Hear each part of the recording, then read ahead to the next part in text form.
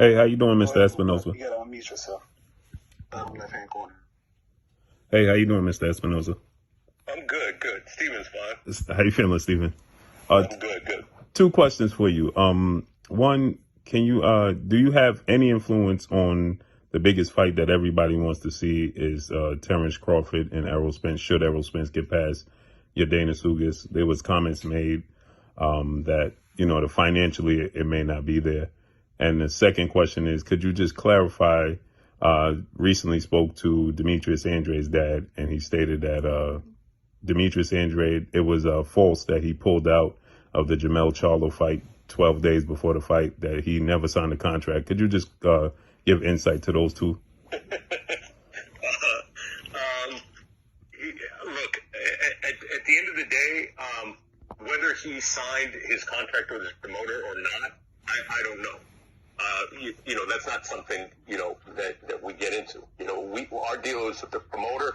Promoter signs a contract with us that says I can provide this fighter. What I do know is that Demetrius Andrade, did participate in the press release, did give quotes to the press release, did all the things which said he was committed to that fight, and quite honestly, I'm really surprised to hear that because there's a whole legal case coming out where it's been beyond dispute that he pulled out.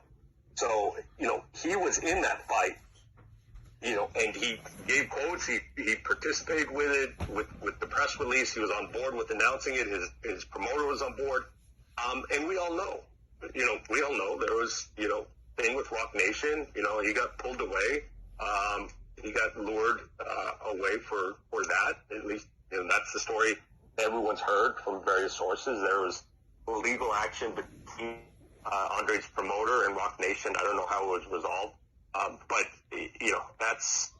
I'm surprised to hear that because it's simply, okay, just because you didn't sign your okay, there are fighters who walk into the ring and they hadn't signed yet. That doesn't mean they don't have a deal. Does that mean their promoter doesn't have to pay them if they didn't sign their deal because there's no contract? I mean, it's not that simple. You can look at technicalities like that, but the only, signing a contract is the only way to communicate a binding agreement. I mean, we all know that. And as far as the situation with Errol Spence and Terence Crawford, do you have any? I think that the fans do have a role, and I think everyone should continue to express their interest in that fight. And look, the guys hear you, they do, and I don't think Crawford is afraid of Spence, and I know Spence is not afraid of Crawford. And the fight's easier to make now than it has been, when there were some promotional and network differences.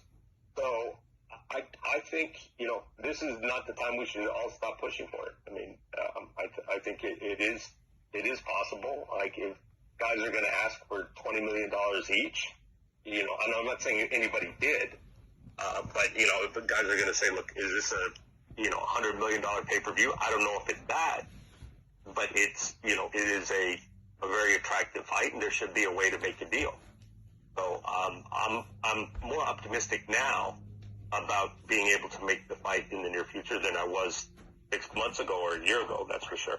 We're all optimistic on that one, and I know it's going to happen. Hopefully, Spence gets past Lucas. Oh, it is your boy Jada Kiss. Make sure you check out Blue Blood Sports TV. It's going down.